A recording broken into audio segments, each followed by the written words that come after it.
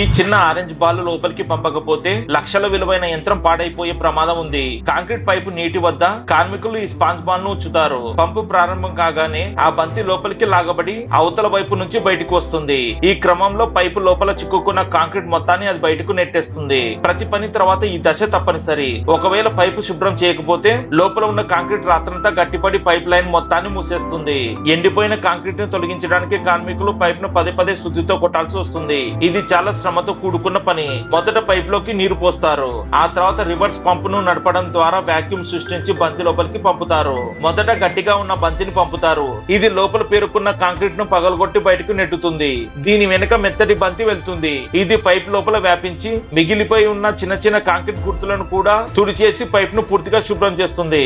లక్షల ఖర్చును, గంటల శ్రమను తగ్గించే ఈ చిన్న స్పాంజ్ బంతి నిజంగా ఒక గొప్ప ఆవిష్కరణ కదా.